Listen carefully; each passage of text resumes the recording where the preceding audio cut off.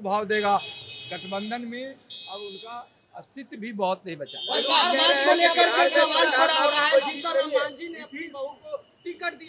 के साथ लगता है तेजस्वी यादव थे तो उस वक्त ज्यादा उनकी नहीं, देखिए क्या था ना कि तेजस्वी जी और आरजेडी हमेशा इस बिहार में जातिवाद फैलाकर, भ्रम फैलाकर और तोड़ जोड़ की राजनीति कर लोगों को गुमराह कर कुछ दिन सत्ता में रह गए।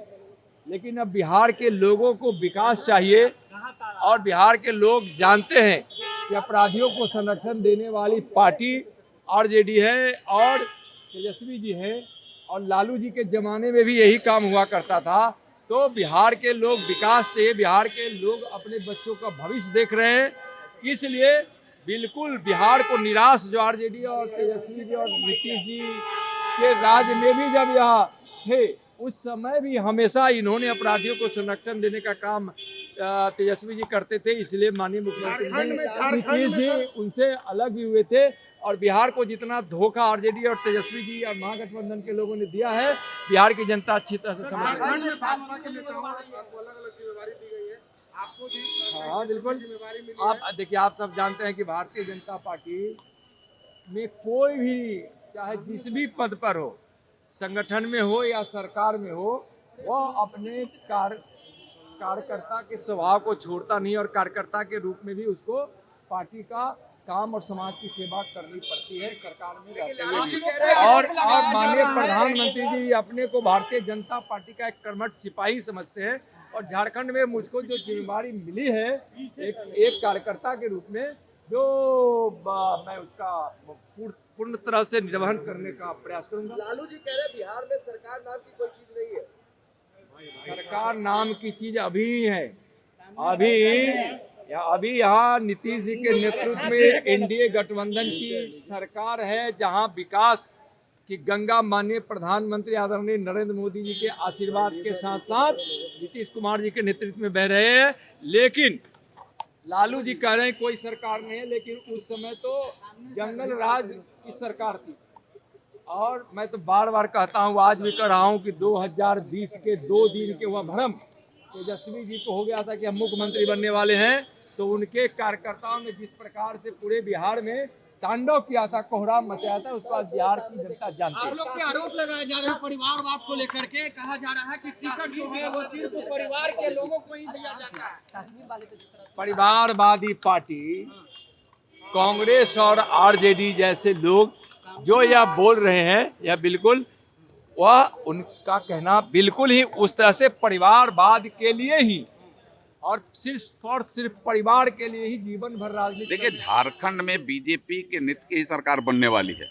नरेंद्र मोदी जी के दिशा निर्देशन वाली सरकार वहां बने, इसके लिए पूरा झारखंड वासी तैयार है। क्योंकि झारखंड में अभी वर्तमान जो सरकार है शिबू सोरेन की, जो गठबंधन की सरकार है, वह लूट खसोट की अड्डा बनी हुई है। वहाँ लूट चरम सीमा पर है, लोग घुसपैठियों से तंग और तबाह हैं। वहाँ गांव का अस्तित्व मिट रहा है।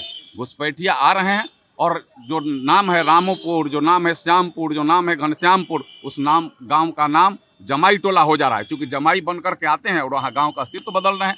इसलिए लोग वहाँ काफ़ी तंग तबाह परेशान हैं। लोगों को उस झारखंड में उस शिबू सोरेन सरकार से छुट्टी चाहिए था, उनसे मुक्ति चाहिए था, और मुक्ति का समय आ गया है। जो 13 नवंबर है और 20 नवंबर है, जो लोग वोट करेंगे बीजेपी और एनडीए के समर्थन में, और वहाँ नरेंद्र मोदी जी के दिशा निर्देशन पर चलने वाली फिर से डबल इंजन की सरकार बनेगी और विकसित झारखंड होगा। घुसपैठियों का आना जाना बंद होगा और जो होंगे भी उसको उखाड़ करके बाहर भगाने का काम यह बीजेपी की सरकार करेगी। 4 सीटों पर जो चुनाव होने वाले 4 के 4 हम जीतेंगे। यहाँ की आप सबके मन में विश्वास नरेंद्र मोदी पर और नीतीश कुमार पर है। सब चाहते हैं कि नरेंद्र मोदी जी के दिशा निर्देशन पर चलने वाले नीतीश कुमार के नेतृत्व में जो यह सरकार चल रही है, एनडीए की सरकार, वह चाहते हैं कि सब उनके समर्थन में हम अपना साथ सहयोग दें। इसलिए बिहार के भी 4 की 4 सीटें हम जीतेंगे, यह श्योर है। धन्यवाद। झारखंड वासियों ने जिस सोच के साथ वहाँ सरकार बनाई, वो पूरी तरह से झारखंड के आदिवासियों की चिंता करने के बजाय केवल हेमंत ने अपने परिवार की चिंता की। और यही कारण है कि उनके भ्रष्टाचार का, उनके अराजकता का, वहाँ के युवाओं और छात्रों के साथ जो व्यवहार हुआ, जिस प्रकार से कई छात्र और युवा एग्ज़ाम के दौरान मृत्यु हुए, ये पूरी तरह से सरकार की नाकामी को दिखा रहा है। डेवलपमेंट जीरो पे रहा, करप्शन 100% रहा। तो ऐसे सरकार को जनता उखाड़ फेंकेगी और निश्चित रूप से एनडीए भाजपा की सरकार झारखंड में भी बहुत जल्द आप देखेंगे 23 नवंबर को रिजल्ट जो आएगा। बड़ी जिम्मेदारी दी गई है खास करके मुख्यमंत्री की विधानसभा की। नहीं हम लोग सबको जो कुछ न कुछ विधानसभा की जिम्मेदारी दी गई है, बोकारो से लेकर कई जगह का है। और हम लोग का पूरा प्रयास है कि हेमंत सोरेन का सरकार जो विफलता है उसको जनता तक पहुँचे और नरेंद्र मोदी के नेतृत्व में और देश में जिस प्रकार से विकास की योजनाएं चल रही हैं, झारखंड में भी विकास के काम। लेकिन आप लोग हेमंत सोरेन पर परिवारवाद का आरोप लगा रहे हैं। यहाँ पे आरजेडी जो है आप लोगों पर परिवारवाद का आरोप लगा रही है। दीपा मांझी को टिकट दिया गया। यह एक ही परिवार के 4 लोग नहीं है राजनीति में।